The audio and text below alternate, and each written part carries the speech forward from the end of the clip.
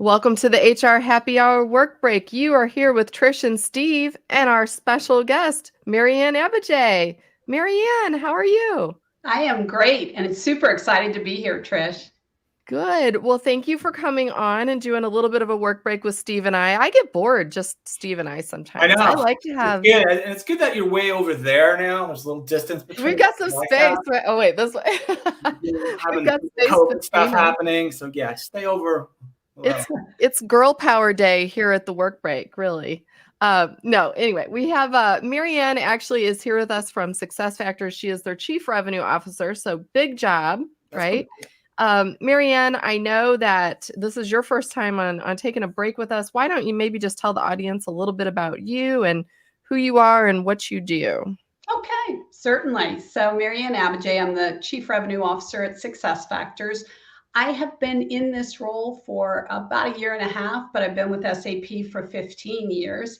I have 4 kids. I've got an amazing husband. I have a dog named Hobbs that you may hear because he's unpredictable. But anyway, super excited to be here with you guys. Nice. Great. I have You know, you mentioned.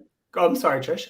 I was going to say, was Hobbes named after the philosopher or named after the cartoon dog? Cartoon. Calvin and Hobbes. Right. Yeah. Calvin and Hobbes. Okay. Sorry, Trish, I had to get that in. I had to wedge that in. No, I'm glad you did because it's funny. I was going to ask the same thing. So we're on the same wavelength, Steve Bowes. Imagine that. No, you mentioned dogs, and I feel like you might have some sort of an affinity for dogs. Is that you might have had a hint of some dogs in your life, in your world, bulldogs maybe? Okay, Trish, I haven't stopped talking about the win last Monday night.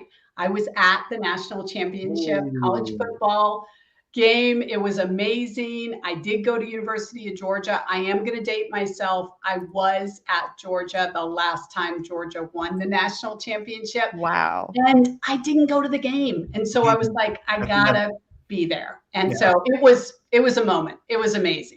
How was it? I mean, I think just in general, even if you go to one of those games and it's not your alma mater, right? But how did it feel having that be like where you went, right? Was it so special? Well, so 3 years ago, I went to a national championship game.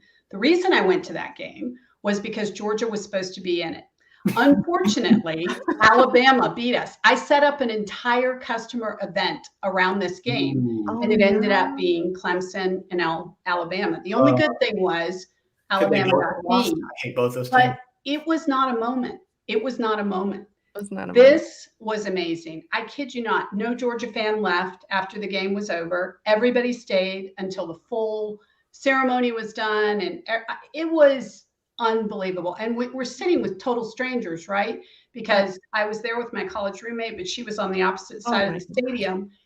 We're all like best friends because of this game. So it was amazing. That's very cool. Steve, have you been to any game like that? I know you've been to Final Four before. The Final Four, yeah. So my school, University of South Carolina, made the Final Four in men's basketball, 2017, I want to say. And much like your Georgia team, MaryAnn, my South Carolina team should have played in the national championship game that year. They lost in the semifinals.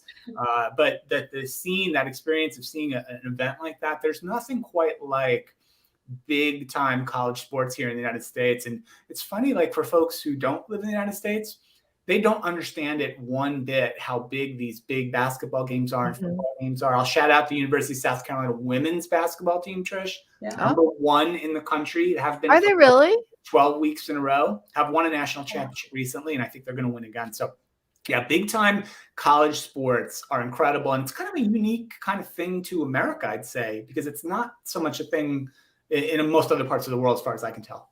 Yeah. MaryAnn, how many people approximately were at that game? Do you know? I mean, it had to be 100,000. I was going to guess. Yeah. That stadium was packed. And I do have to say, I would say there were probably 60% Georgia fans, 40% Alabama fans. And anybody that was there from Indianapolis that just happened to come, they were all rooting for Georgia, which was really nice because, Georgia hadn't won in so long. So Yeah, I like to see when things like that shake out. So, well, good. Thank you for sharing that. I'm going to change gears a little bit. MaryAnn, as you know, I told you we're not going to tell you what we're talking about today. So, I have a new thing that I'm into, and I'm going to share it with both of you. And Steve is probably going to like poo-poo this, but anyway, have you all heard of Wordle, the new craze that's going on online?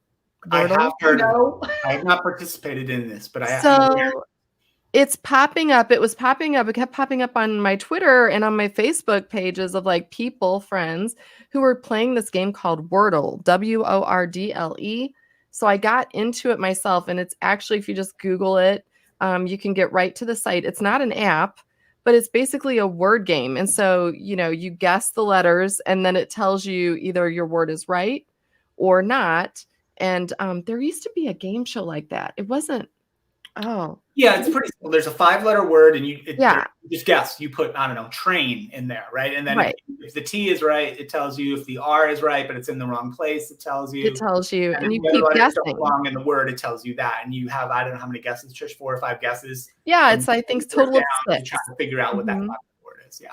I actually take it back. I played it one time, Trish, and I did put in train as the first word, and there was one letter correct, I think, or 2. And the next word I just put round, ROUND, and I got it right on the second guess. What? And I thought, okay, this is dumb. Why did it took me 30 seconds to figure out. It's really hard. Okay. Oh my gosh. Okay. Well, you're going to have to test it out then, because anyway, it's like a thing, and you just play it once a day. I think it makes you smarter if you're like playing games like that where you have to, and it'll tell you like which letters you've already used so that you're not going to reuse those that aren't in the word and all of those good things. So anyway, I've got the unofficial pink note card here, which there is an item I wanted to bring up, especially tonight with MaryAnn with this, because I think she could like comment on this. This is sort of a worky one, but I want to read it anyway. Here it is, Trish. I read this morning. A UK insurance company called the Phoenix Group is changing copy on their job advertisements to replace words like energetic, enthusiastic, and innovative, replacing those words in order to try to entice more older workers to apply. How about that? That's terrible. MaryAnn, I'm throwing that out there. Do we like that or not? No, I hate that. Don't want to be energetic or innovative or enthusiastic. Yeah, good one to throw out there, because I am old enough to be able to. No, that would really upset me. I'm so energetic, and if like they didn't think old people were energetic, I'd be upset. Or innovative. Like, who's innovative? We are, right? Well, I don't have I read the story that the idea was to replace some of those words with more direct things, like frequently brainstorms new ideas, like something like that. Like they were trying to get a little more precise in the language. And I made a note of this because I've heard several stories, and there are even some technology solutions out there that will scour copy, like job ads and other copy, to look for words that maybe are or maybe confirming some biases, or maybe discouraging certain groups of folks to maybe apply to a given job. Those things have existed for a while. This is the first time I've heard them in the context of trying to entice more older applicants. I thought it was really interesting. I didn't make that up. I read that this morning. I mean, I'm guessing that SuccessFactors is not out there doing that, right? Like eliminating words like innovative solution and all that. Yeah. I don't know about that. Good to know. Not digging that one? Okay. No, not that story. What else you got? All right, I'll give you another one. This is from the Harvard Business Review. We're going to mock them probably. So MaryAnn, you must run into this a lot. Organizations that really do need to adopt new technology, but are hesitant or reluctant, or whatever the word you want to use, right? Not innovative. Here was this article was a very long article about trying to convince organizations and entities to adopt new technologies. So one of the recommendations was, don't ask someone who's maybe hesitant. Don't ask them, do you want to adopt new technologies? Don't ask that question. You rather ask, which technologies do you want to adopt? I like that. That feels a little bit like the parent trying to convince the 5-year-old to eat something or other, right? Like you gotta. I like that. Yeah, I like that. Well, the problem is when people have been using older technology for a long period of time, the change management is tough, right? They've been doing the same thing for many years. They know exactly how to get their job done. And now we're going to, change things up. And it's hard. And so you can't ask, do you want to change? Because that's work. It is work. It's hard change.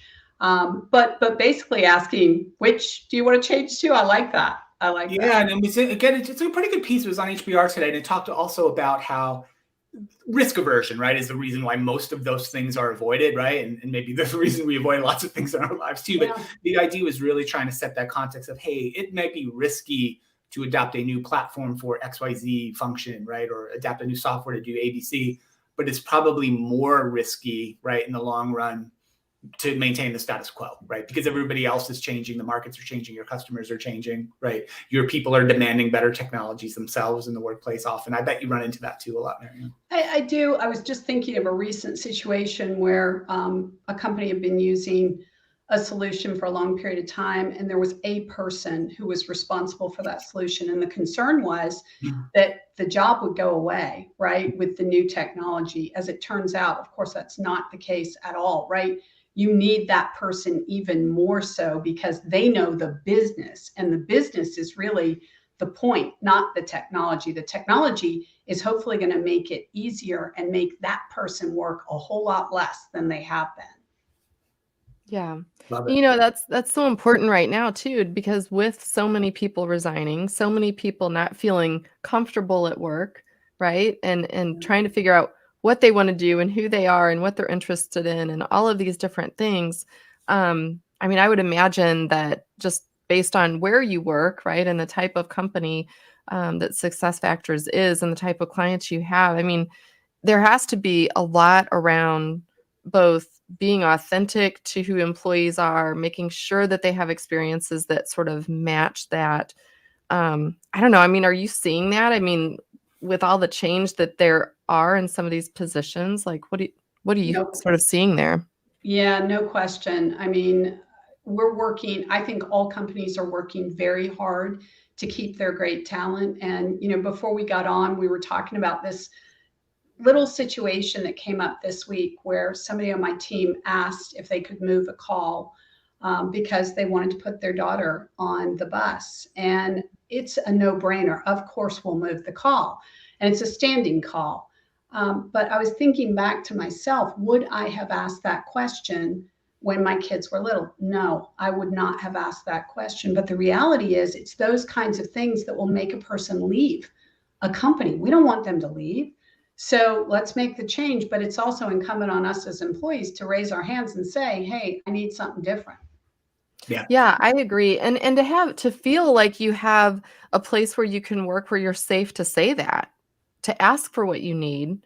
So I guess on the flip side too, if you're a boss, you're leading a team, try and be proactive about that. Maybe you don't have kids, right? We've talked about having older kids, for example.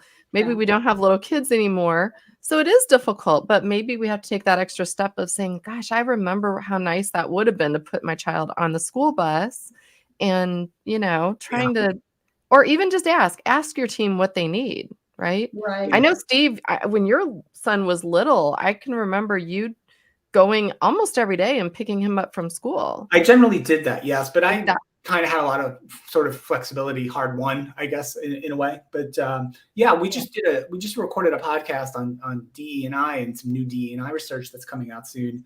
The podcast will come out in a few weeks, but we specifically talked about caregivers in the organization as sort of a cohort or just a kind of a tranche of folks in the organization that typically, in the data in this particular piece of research said, very few organizations are actually figuring out specific needs around caregiving, whether it's elder care, child care, et cetera, other family members that they might need to be caring for, particularly in year 3 of pandemic. So that's a really great story, MaryAnn, and a good lesson, right, for folks to keep in mind that a lot of people got a lot going on still outside of work, right, for sure. You are right. And I do think, you know, different managers maybe ask more questions than others. I ask a lot of questions. My husband always says I ask too many questions. I'm nosy, but I'm not nosy. I care. You know, I do. I care and I want to know. And that's the only way you can understand what's going on in someone's life. Yeah, I agree. Hey, listen, before we wrap, MaryAnn, why don't you tell everyone where can they connect with you, or if they have questions about SuccessFactors, where should they be going to get some great information? Where should we point them to? Well, certainly you can find me on LinkedIn and Twitter. But also my email address, MaryAnn.Abbajay@sap.com, super simple. And I'd love to hear from you. So please don't hesitate to reach out. Very good. All right, Steve, anything else on your end there? Nah, it's all good. All right, very good. Well, MaryAnn, thanks for joining us. Thanks for having me. I love having kind of this buffer between me and Steve.